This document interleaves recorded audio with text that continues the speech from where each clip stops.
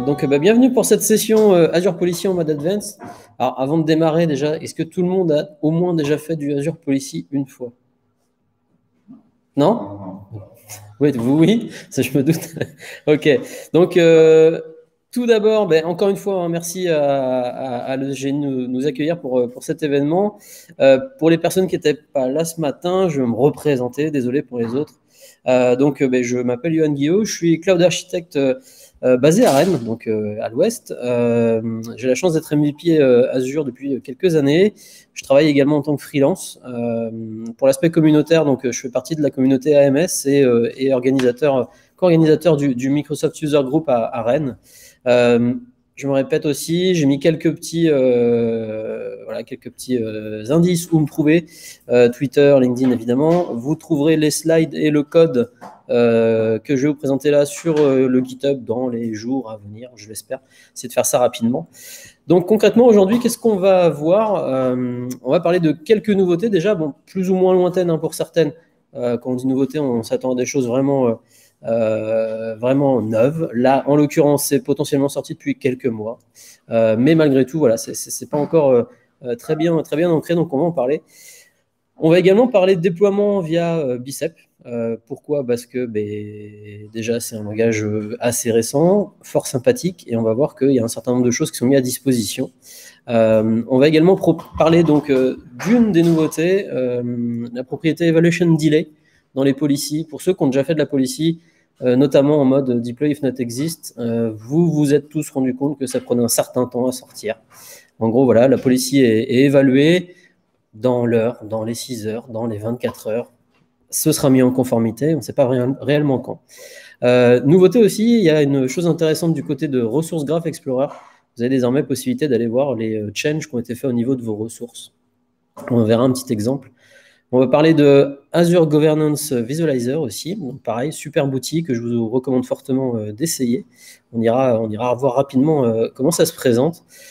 On verra donc comment faire de l'assignation dynamique via REST API, donc au travers des policies. On fera aussi, alors je fais beaucoup de promesses, on va essayer de tout caler. On verra aussi comment créer des workbooks de compliance au sein de Azure Monitor. Et puis on verra rapidement comment avoir de l'alerting ou du moins détecter des denies justement sur des policies qui seraient en place.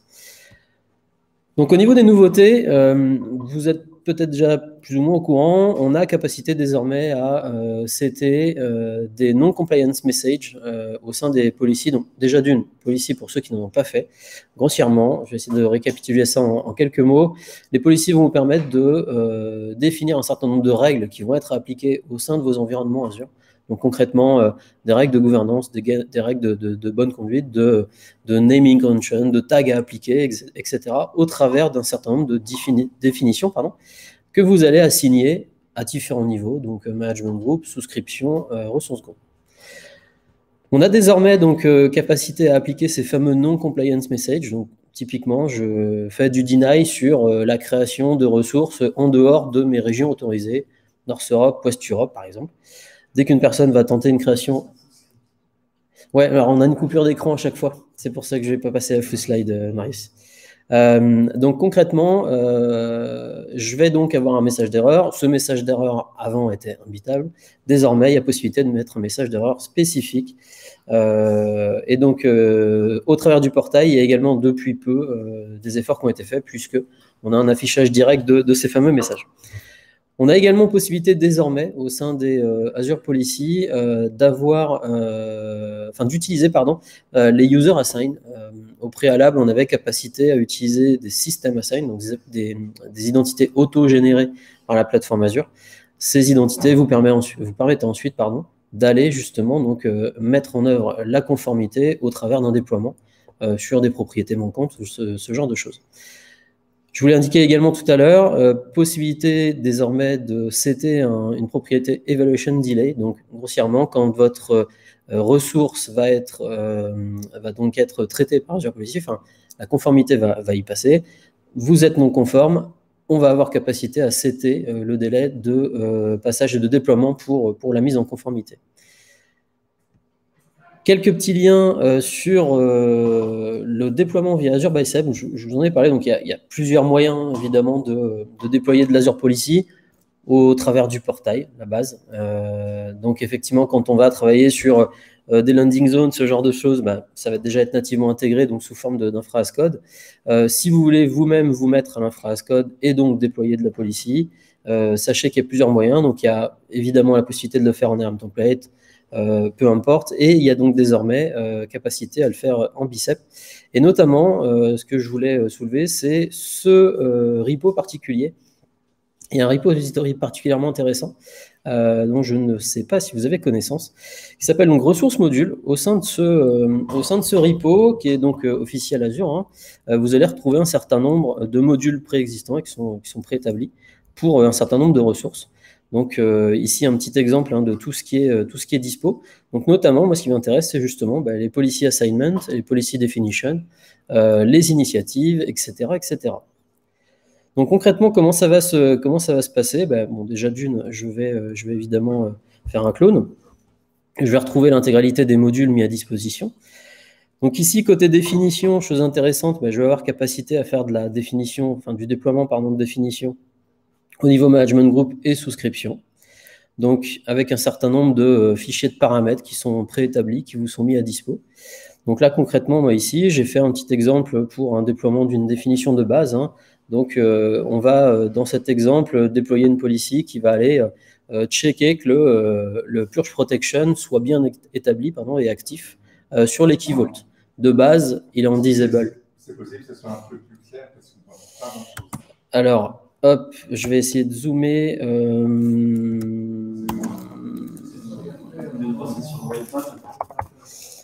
Hop, change color theme. Voilà. Ah, c'est mieux. C'est mieux. Alors, on n'est pas habitué. Je suis pas habitué à travailler. C'est mieux? Oui. Ok. Non, c'est moins bien. C'est moins bien pour ceux du fond? Bon, dommage. Faut venir devant. Ah, désolé, je vais pas trouver de compromis. Il n'y a pas de gris. Donc voilà, je disais, on va déployer donc une fameuse policy qui va faire du enforcement sur le Purge Protection. Par défaut, quand vous allez déployer, c'est en disable. On a décidé de ne pas faire de deny. On laisse un peu de largesse aux utilisateurs, aux end-users. Cependant, à chaque fois, on veut venir remédier de manière automatisée. Donc, cette policy, concrètement, on va retrouver les valeurs de base, tout ce qu'on nous demande. La chose qui est relativement simple, c'est que, comme je vous le disais, on vous fournit un certain nombre de fichiers de paramètres. Si je reviens ici, on va vous donner un fichier de paramètres avec le minimum requis pour un déploiement sur du MG. La même chose sur de la souscription et donc des fichiers de paramètres complets avec toutes les valeurs possibles et imaginables. Donc ça, c'est l'intérêt de ce module. Enfin, du moins de ce repo. Donc, dans cet exemple, on va déployer une première policy, tout simplement, avec une policy qui va faire de l'enforcement sur un key vault, la base. Donc, on ne va pas attendre le résultat, j'ai pris les devants, vous vous en doutez bien, elle est d'ores et déjà déployée. Donc, je vois qu'elle a été évaluée, cette policy, et donc, en l'occurrence, sur le scope sur lequel je viens de la déployer, donc à savoir un ressource group, ce ressource groupe qui s'appelle GAP 2022-POL-001 pour policy. J'ai effectivement un key vault et on va pouvoir se rendre compte que, en effet, le Purge Protection n'est pas activé. Donc cette policy va de ce fait me donner capacité à venir mettre en conformité ce key vault a posteriori, donc au travers d'une remediation task, Là où la propriété Evaluation Delay va rentrer en compte, rentre en ligne de mire, c'est que, si je prends ce deuxième exemple, donc on va retrouver ici une nouvelle ligne avec Evaluation Delay, et donc ayant pour valeur After Provisioning, donc sous-entendu, dès que je vais provisionner une nouvelle ressource, automatiquement je vais venir réévaluer la conformité, et si elle n'est pas en conformité, alors je vais passer au déploiement. Je vais passer au déploiement de quoi? Tout simplement de ce petit bout de code que vous avez ici. Donc en l'occurrence, je vais reprendre les valeurs de ma ressource existante. Et puis effectivement, je vais venir ajouter Enable Purge Protection as true. Donc pour ce faire, la même chose, je vais déployer donc cette policy. Je l'ai fait en avance de phase pour gagner un peu de temps. Celle-ci, je l'ai appliquée donc sur un second resource group. Hop, je vais bouger ça, si j'y arrive, voilà. Donc, cette policy, comme je vous le disais, avec la capacité donc de rajouter la propriété evaluation delay sur un second resource group, en l'occurrence le resource group 002. Donc, on va se rendre sur le resource group 002 et on va voir ensemble que effectivement le evaluation delay rentre en compte puisque à la création d'un key vault, donc on va le créer ensemble. Volontairement, on ne va pas respecter les règles, les bonnes pratiques qu'on nous a demandé de respecter, à savoir le purge protection, on va le laisser en disable.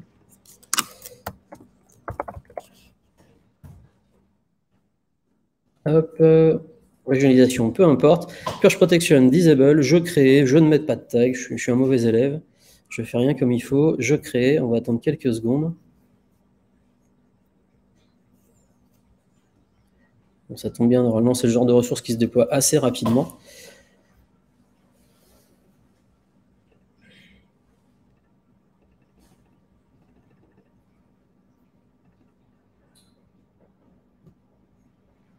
Normalement, voilà. Go to resource, donc en effet, j'ai toujours bien un purge protection à disable, et d'ici quelques secondes, ou tout au plus une minute, on va dire, on va avoir un second déploiement, puisque ma policy, elle va évaluer directement après le after evaluation delay, une fois que la ressource de type key vault est bien déployée, elle va donc l'évaluer, se rendre compte que le purge protection il n'est pas établi, enfin il n'est pas actif, pardon, et va donc venir mettre en conformité à travers de la policy cette propriété. Bon, je vais effectivement éviter d'attendre des minutes et des minutes. Donc, encore une fois, j'ai pris un peu les devants. J'ai d'ores et déjà, il y a quelques minutes, déployé un key vault, en l'occurrence donc KVAB 002. Ce key vault était en purge protection disable, puisqu'on peut le voir ici au travers du déploiement. Hop. Si on regarde au sein du template, et donc notamment au sein des paramètres, je suppose, on va retrouver donc un enable purge protection qui doit être quelque part. Subject retention, ce n'est pas là. Enable purge protection qui est à un endroit dans tout ce méandre de code, qui n'est pas spécifié, pardon, tout simplement. Et on voit qu'on a un second déploiement. Forcément, c'est l'effet démo, ça met plus d'une minute. Ce second déploiement, donc, qui va lui, quant à lui, venir, d'ailleurs, ça s'appelle bien, policy deployment, va venir donc modifier, le template pour y ajouter la propriété purge protection à true. Forcément, à chaque fois, c'est pas à l'endroit où il faut.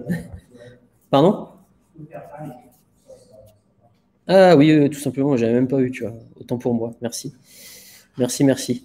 Voilà, donc la propriété de purge protection qui a été setée à true, et donc effectivement, on va se retrouver en conformité vis-à-vis de ce qu'on a demandé au travers de la policy.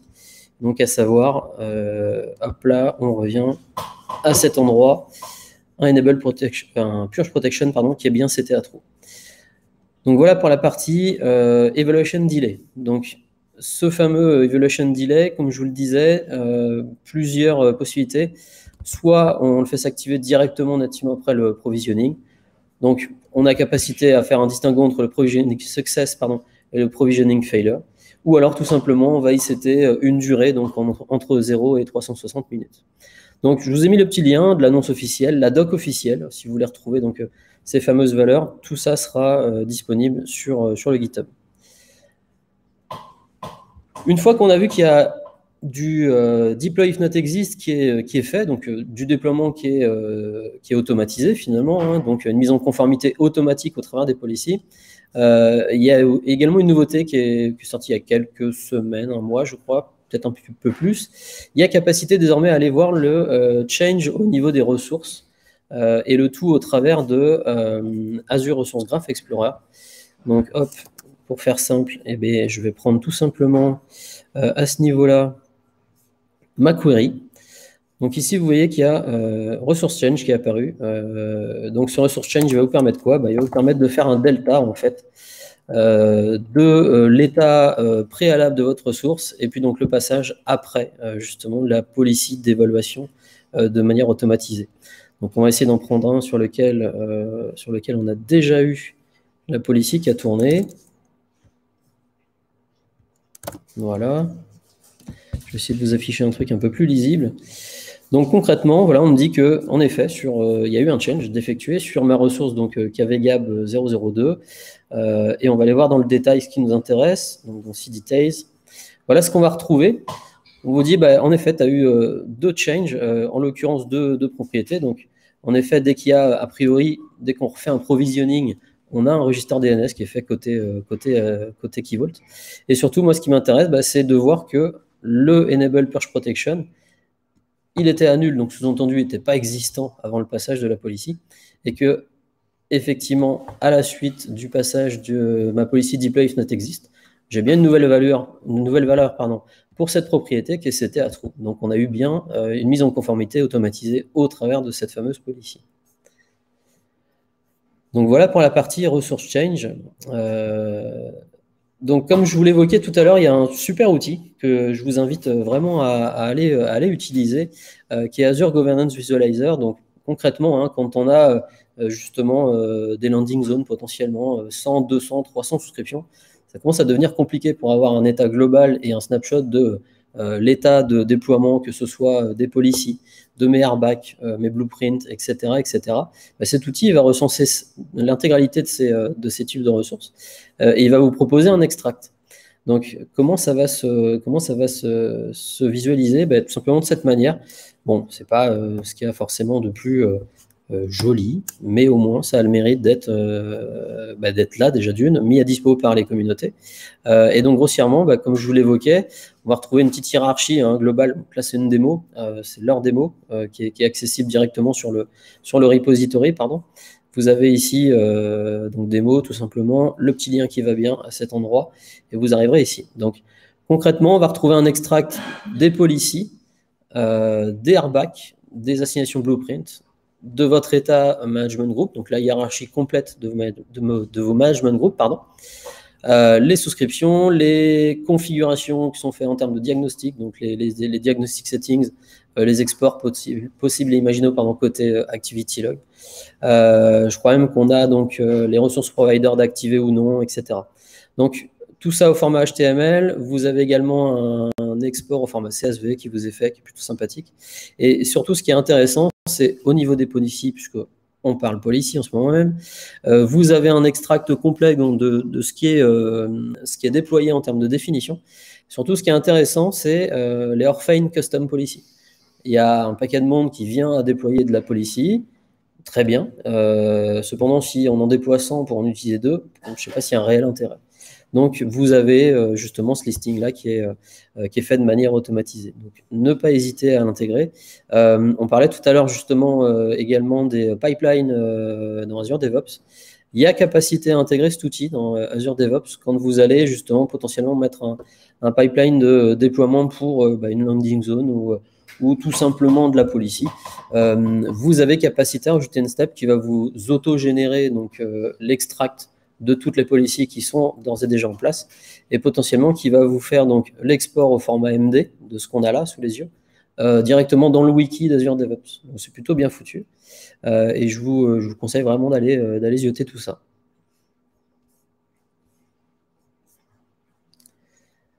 Donc voilà pour la partie AZGovVis. Donc il y a une problématique qui est souvent rencontrée au sein des policies. Bon, policy, c'est fort sympathique, hein, ça évite effectivement un sacré nombre d'écueils. La plus grosse problématique, à mon sens, et que je rencontre assez souvent, c'est OK, on peut restreindre un certain nombre de choses sur la base d'un certain nombre de paramètres.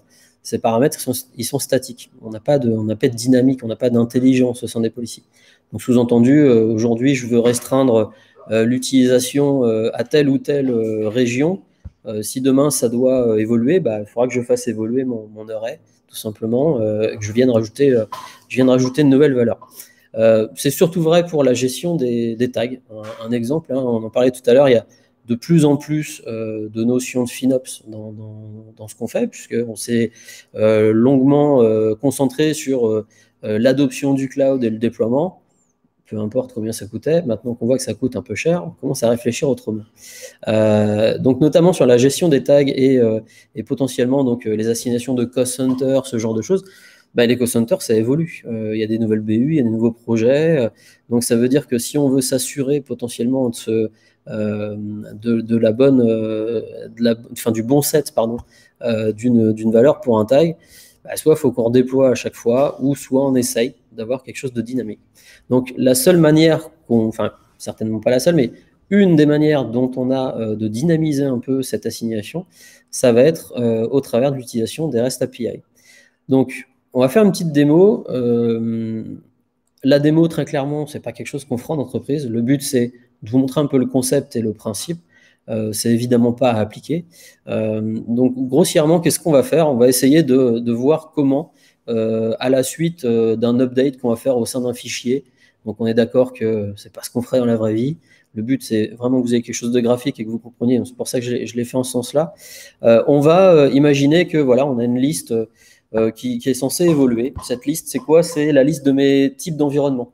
On parlait tout à l'heure, hein, effectivement, les clients sont assez bons sur le fait de trouver des UAT, pré-UAT, démo 1, démo 2, pré-démo, etc. Cette liste, elle est amenée à évoluer. Moi, j'ai une policy qui va donc faire du deny si je ne trouve pas une de ces valeurs au sein de mon ressource group. Bon, bah, je veux que à chaque fois qu'il y ait une nouvelle valeur, j'ai pas trop à m'en soucier, j'ai pas à redéployer la totalité de mes policies manuellement parce que c'est un peu lourd. Bon, bah, qu'est-ce qu'on va faire? On va potentiellement donc modifier cette fameuse liste. Cette liste, elle va être ingérée par une logic app. Je suis assez fan des logic apps. Pourquoi? Parce que déjà d'une, c'est simple. Il y a un certain nombre de connecteurs qui sont préétablis. Donc, le tout, c'est de trouver la bonne. Voilà.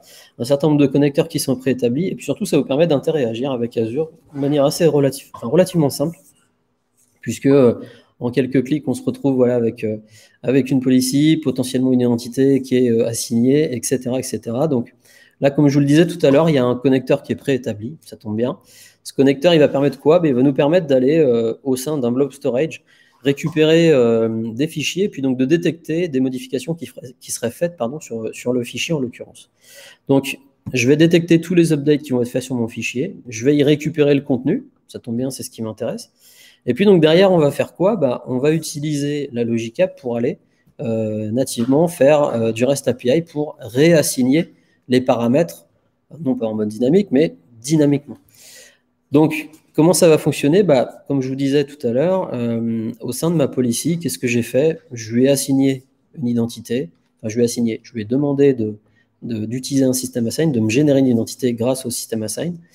Donc, cette identité, je la récupère. Et puis, donc, concrètement, sur ma petite souscription, évidemment, on est en démo, on n'est pas en prod. Hein. Ici, je lui ai dit, OK, tu vas donner les droits à LA001, LAPOL001 en tant que ressource policy contributeur. Voilà. Donc, tu auras le droit d'aller créer de la policy, d'assigner de la policy, etc. Donc, de manière assez simple, hop. Donc pareil, j'en ai déjà parlé ce matin, mais encore une fois, la Bible, hein, Azure REST API Browser. Donc il y a un certain nombre d'API qui sont à dispo pour aller interréagir avec, alors forcément c'est peut-être un des seuls onglets que j'ai pas ouvert, je vous mettrai le lien officiel, pour aller interréagir donc, avec les assignations policy. Donc comment ça va se traduire? Tout simplement, je vais aller faire un put sur une certaine souscription, je vais donc faire un policy assignment, je vais donc lui définir un certain nombre d'informations, donc à savoir voilà, la description, le display name, etc. Et surtout, ce qui m'intéresse, c'est les nouvelles valeurs pour mes valeurs de tag. Donc les valeurs de tag, assez simplement, hein, on va venir ici rajouter des mots, je vais faire un save. Ici, automatiquement, donc au bout de quelques secondes, on va détecter le change qui va être fait côté, enfin du moins Logicap va détecter le change qui va être fait au sein de mon fichier. Normalement 15 secondes. Vous comptez? Donc, que ça se met à jour. Voilà. Quand tu fais ça via REST API, est-ce Ouais. que cette mise à jour d'assignation au niveau uniquement de paramètres, si tu l'appliques via le Blueprint, est-ce que ça fonctionne? Je ne l'ai pas testé. Et pour être honnête, Blueprint, je ne l'utilise plus. Pourquoi? Parce que ça fait 3 ans que c'est preview. par défaut, quand ça reste preview trop longtemps, ça ne me donne pas confiance.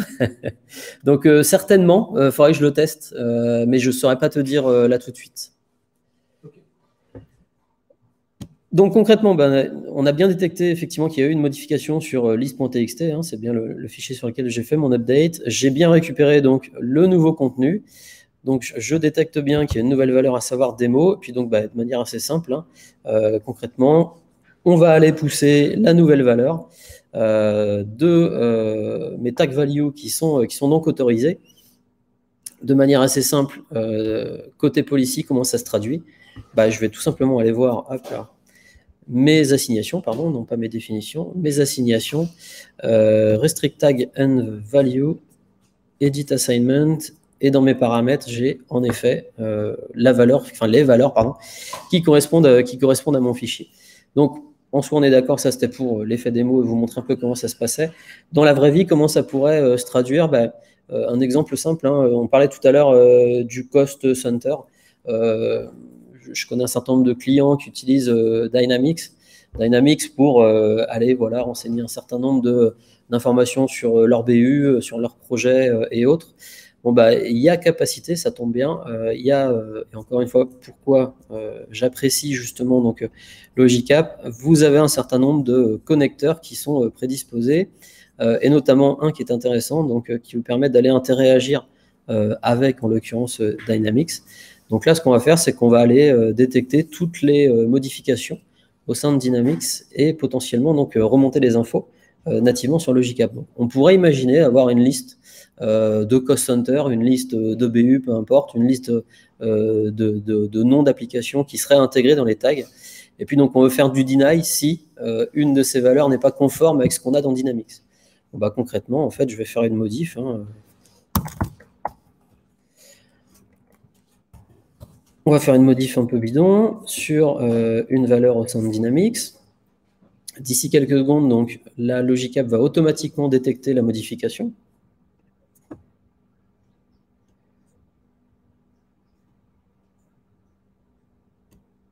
C'est toujours plus lent en démo en fait que dans la réalité. Je vais quand même vérifier que j'ai bien enregistré. En toute logique, oui.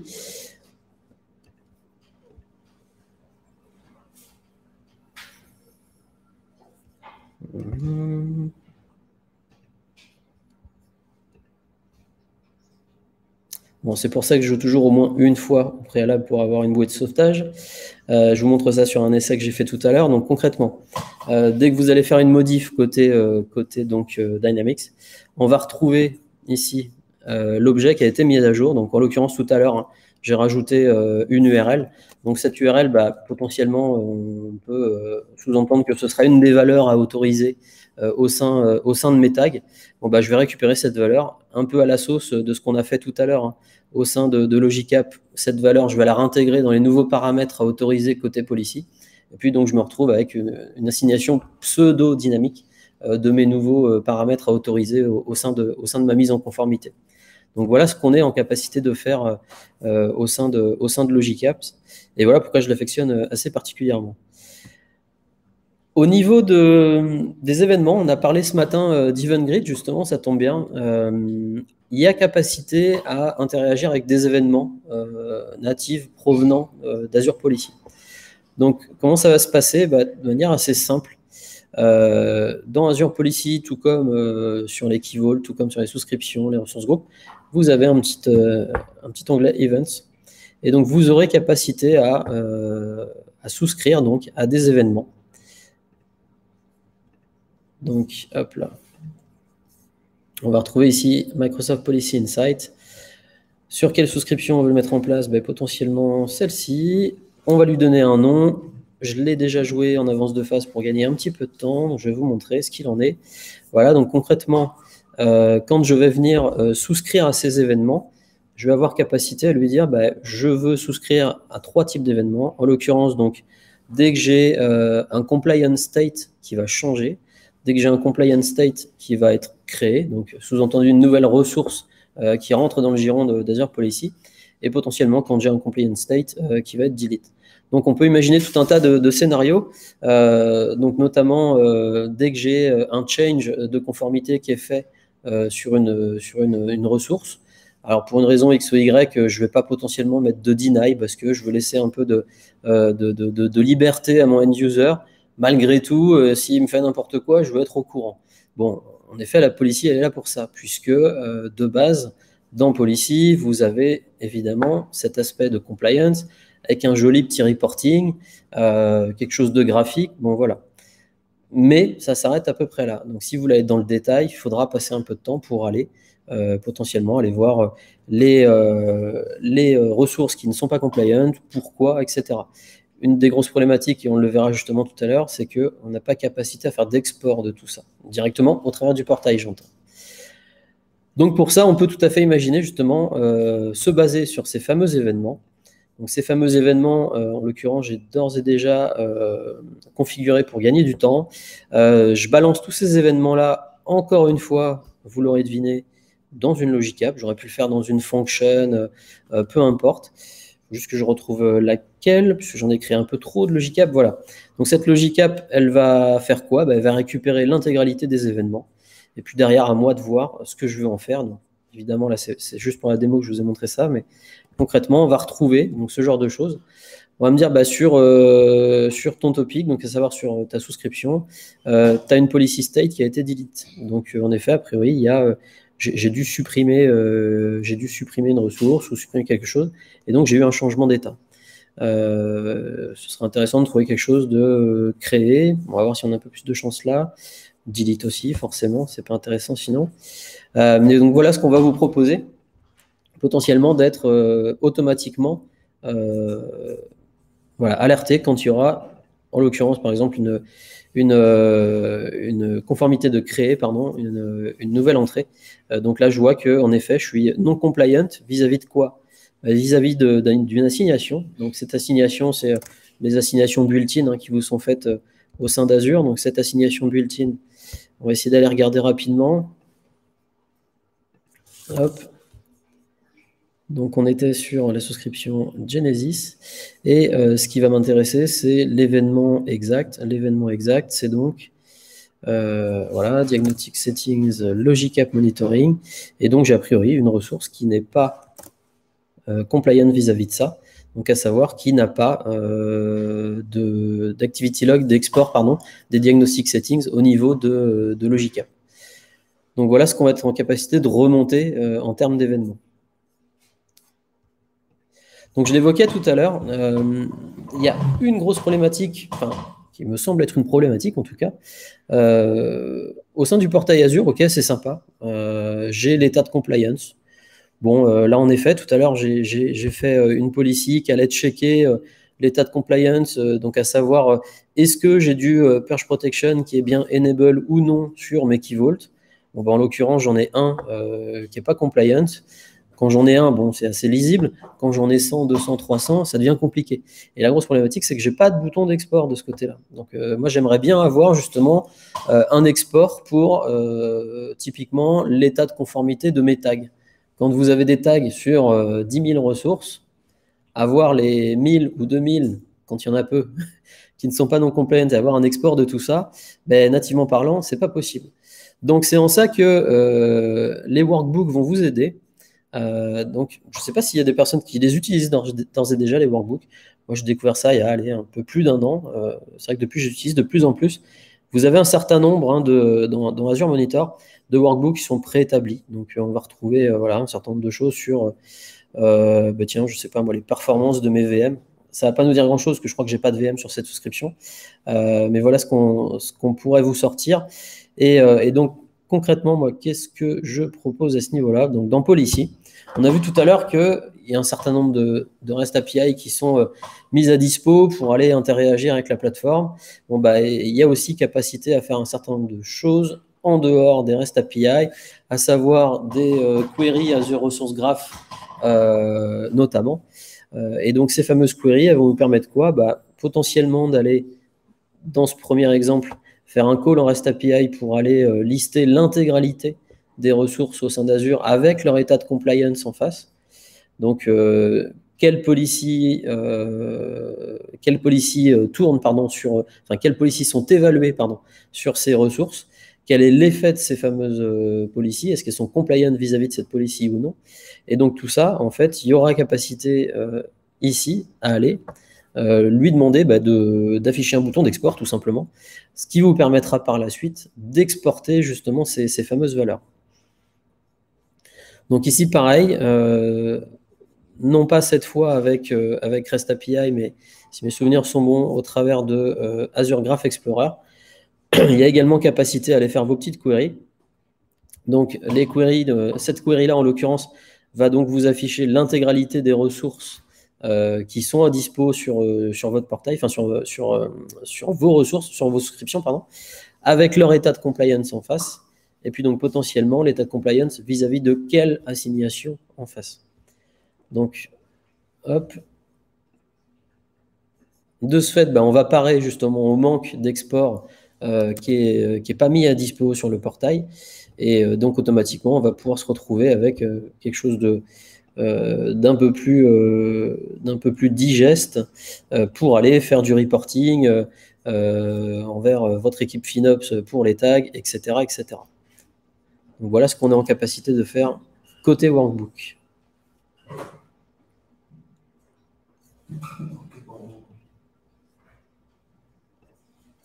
Hop là.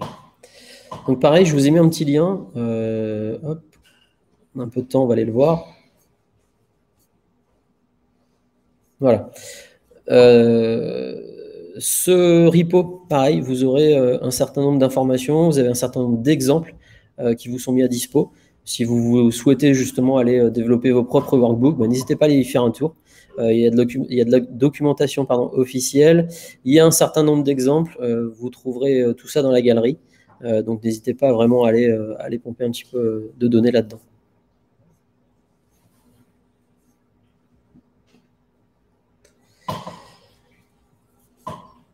On en parlait tout à l'heure, donc on a updaté de manière automatisée, j'ai envie de dire, les nouvelles valeurs à autoriser.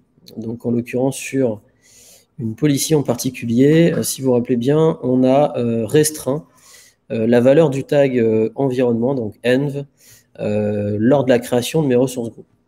Donc concrètement, quand je vais créer un ressource group, si je ne lui cède pas de tag, env, on va y arriver, gap 01, je lui mets pas de tag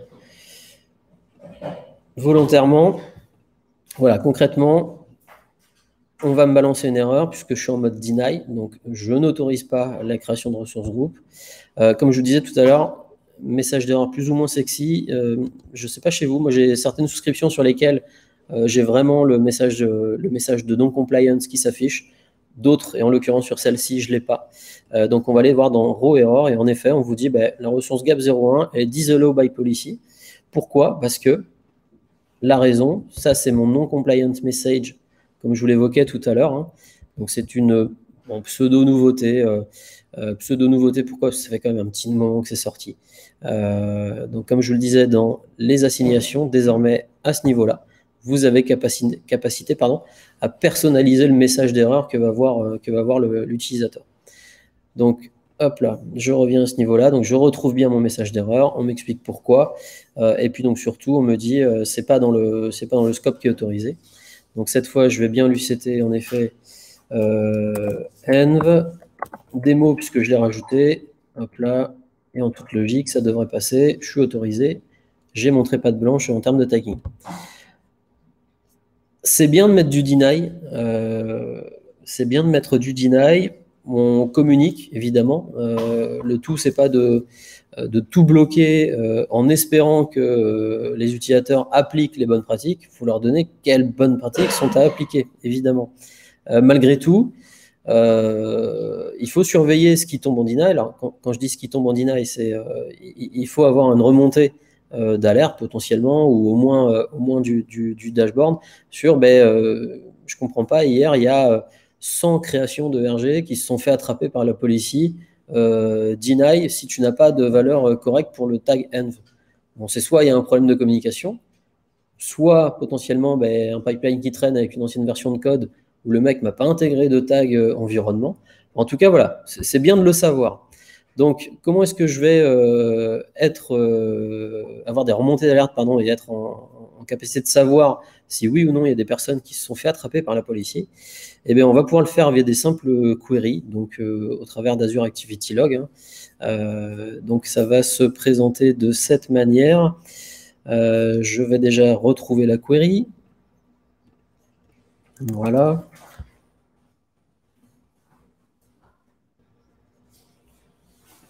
Donc, on va aller dans le Log Analytics. On va aller voir ça au travers des logs. Et puis, donc, on va lui dire, OK, allez, durant la dernière heure, là, qu'est-ce qui est tombé? Je suis censé en avoir, j'en suis certain, je l'ai eu tout à l'heure. Donc, on va rajouter le time range. Pardon? J'ai pas entendu. Ah, ouais, mais justement, oui, voilà, c'est que j'ai mis un time range qui était trop court. J'ai fait le test, je crois, peut-être ce matin. Donc, j'ai effectivement 2 ressources groupes qui ont été tentés de créer. Par qui? Par Yoann Guillot, mes chers élèves. Donc là, en fait, le but de ça, c'est quoi? C'est potentiellement de voir si j'ai trop de remontées. Si j'en ai trop, tout simplement, potentiellement, aller se créer des alertes. Avoir une remontée sur c'est pas normal. J'ai eu, comme je vous disais, 100 ressources groupes qui ont tenté d'être créées sans les bons tags pour aller faire de l'évangélisation, pour aller communiquer avec les personnes et qui de droit pour leur faire intégrer justement cette fameuse nouvelle policy, leur dire qu'il y a des nouvelles valeurs à intégrer, etc. etc. Donc ça, c'est des choses qui sont jouables par ce biais-là.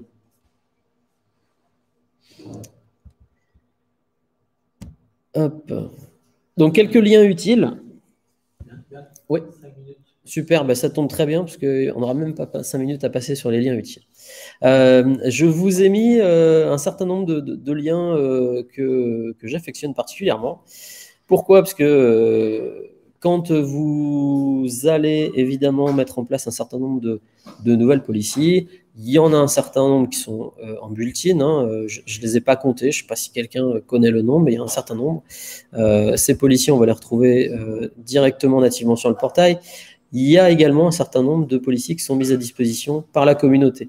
Donc, quand je dis la communauté, c'est notamment au travers de ce genre de repository.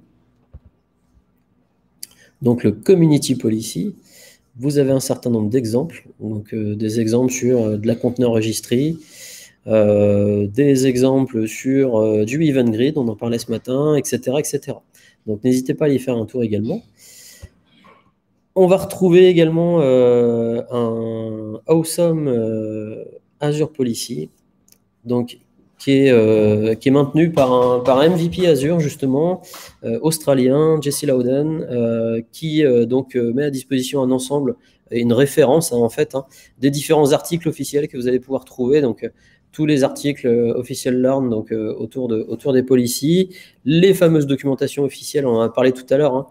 La doc officielle, vous avez certainement les REST API, voilà, les templates ARM, et j'en passe, les vidéos officielles, et surtout ce qui nous intéressait, c'est évidemment l'aspect communautaire.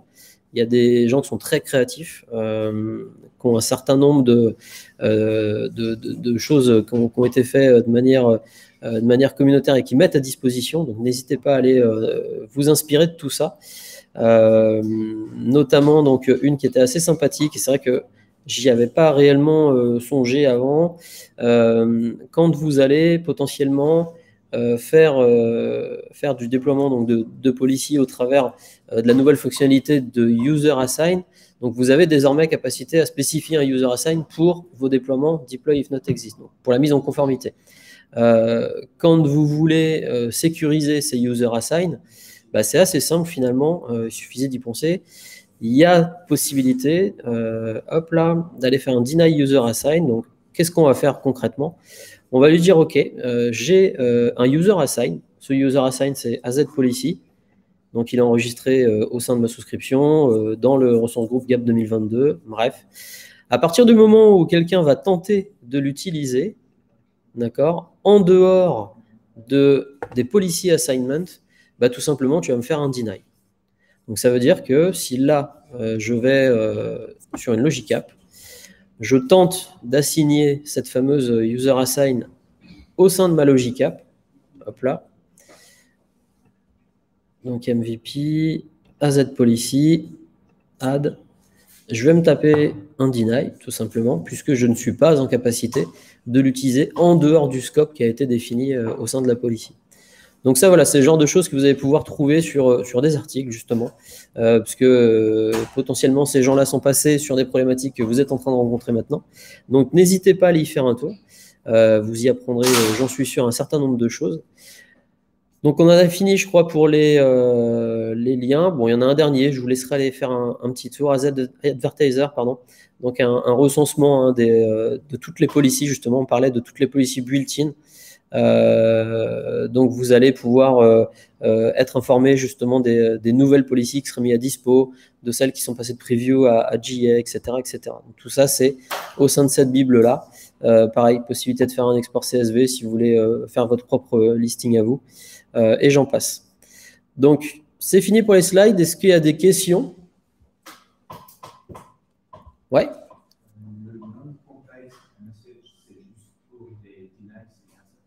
Alors, le non-compliance message, c'est juste pour les deny? Non. Enfin, oui. Alors, effectivement, en toute logique, tu ne vas le voir affiché, en tout cas au sein du portail, que lors du deny. Ce qui laisse à supposer qu'on devrait l'avoir lors des audits, c'est quoi? C'est pas encore une réalité, mais j'y crois. Je ne sais pas si j'ai de l'audit quelque part. On va essayer de trouver ça. Restrict tag. Allez, on va prendre celui-ci. Celui-ci.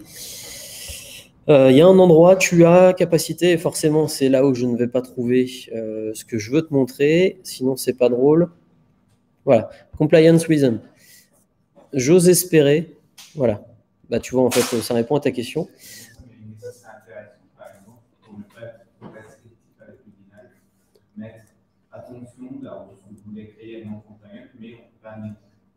Oui, lors de la création au sein du portail, tu veux dire. Ouais, alors, a priori, ça devrait arriver.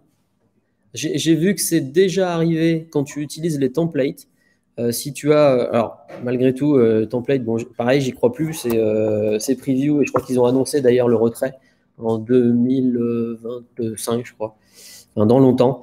Mais effectivement, si tu as des tags au sein d'un des templates que tu ne respectes pas au travers d'une policy, une valeur de ces tags, on te l'affiche directement au sein du portail. Donc a priori, il y aurait de grosses nouveautés de ce côté-là à venir. Ouais. Mais en effet, ouais, pour le moment, c'est un peu pauvre.